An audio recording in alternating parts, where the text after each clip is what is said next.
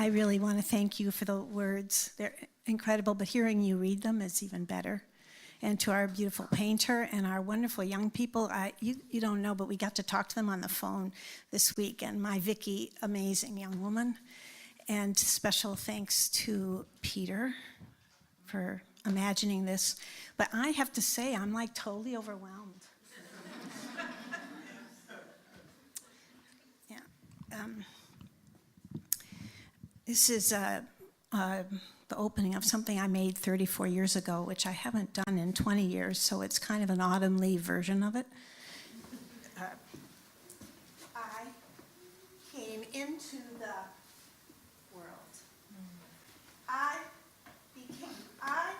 was begotten. I originated. I grew. I was born. I was entered into the birth register. I grew older.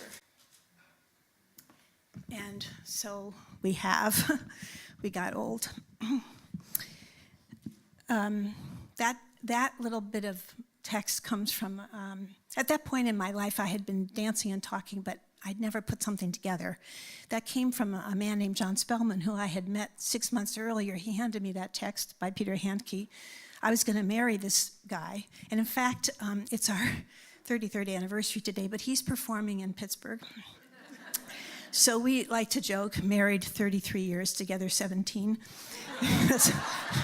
We're never in each other's lives, but he gave me that the summer, 6 months after we met. We went out to Wisconsin to a little piece of land that my family had just recently got. A picture like a little meadow and a really old little fish pond and a stand of pine trees. And for a month we lived out there, and we would run 2 miles a day. 1 mile he would tell me about his life, and then we'd reverse, and I would tell him mine. But we only told the stories about art and about growing up and creating and trying to figure out what we could do with ourselves as human beings and artists. And the reason I wanted to tell you that is because in that story are things that really matter to me. Somebody leads, somebody follows, and then you change positions. I don't know why we think only some people should lead. Each one of us has such incredible things to do and give and perceive and see the solution. And I just yearn for a world where we actually could listen to that. And John and I just practiced a little bit of that summer while I made that little piece. The other thing I like about that story is that little piece of land. It was the last thing my mother did before she died. She died really young. I was in my mid-20s, and the cancer took her really fast. But she was this incredible person who, really stubborn, but if you stayed with her, it was honest, like in a way most people aren't. So while she was dying, she simply only talked to people who would go to the edge with her. Otherwise you couldn't be in the house. And so it's funny how she bequeathed a certain kind of legacy about death to me.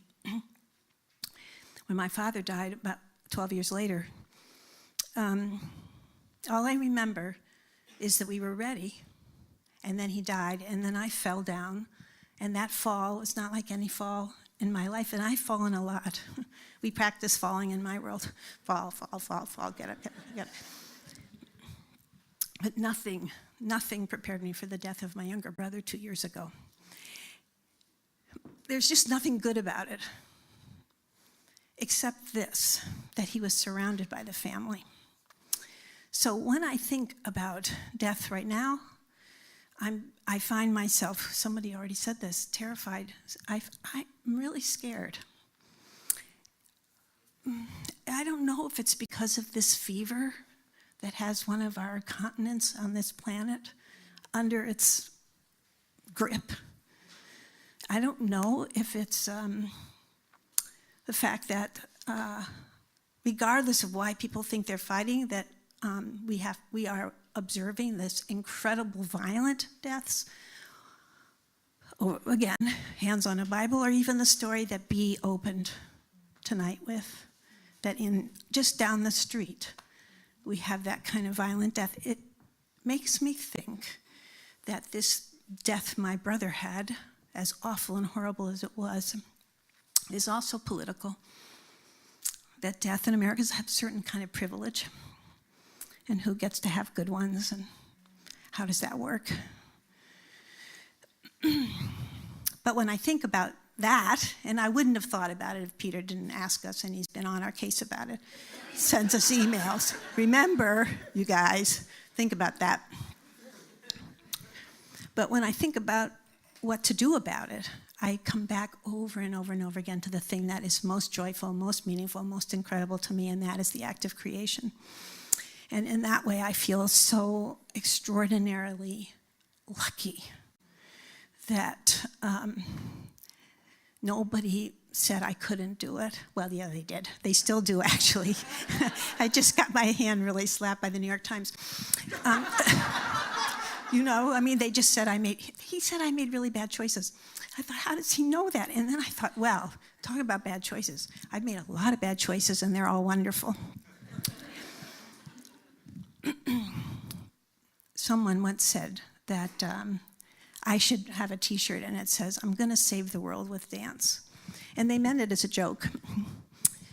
I actually don't mean it as a joke. I don't really mean just dance. And I don't mean art as we narrowly practice it. I mean big, big ways in which people create. The piece that I just made is about war, and it's about people who heal in the midst of war, how they heal, how people sustain themselves. And we did a lot of work with veterans. And one of the things I began to see working with them, and this is the true gift I think that Salah was just talking about as well, these amazing people we come into contact with and how they teach us. I began to feel that as I met our returning soldiers and began to think about my dad in a new way as well, that what they missed the most was purpose. They had purpose, and we've heard tonight how important purpose is. They missed risk. And there's something incredible about risk. And they miss love, the way they love each other. And we heard that too from Elizabeth, the ways in which we describe love. And then I started thinking about it. I said, well, at first I started thinking they're addicted to it. And then I realized I'm addicted to that. I'm addicted to risk, which is why I keep making these pieces. I'm addicted to purpose, and I'm addicted to the kind of love that can happen when we make the world the way we wish it to be. And I was grateful to these guys to help me see that.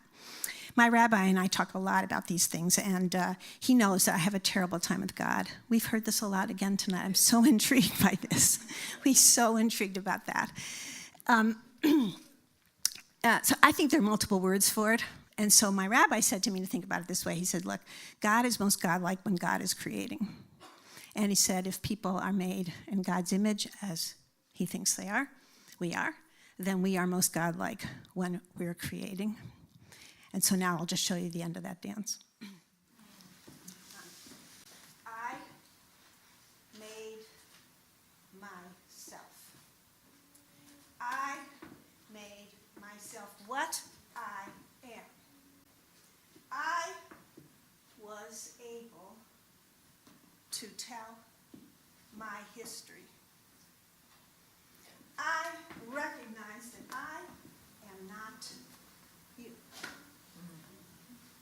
I came to my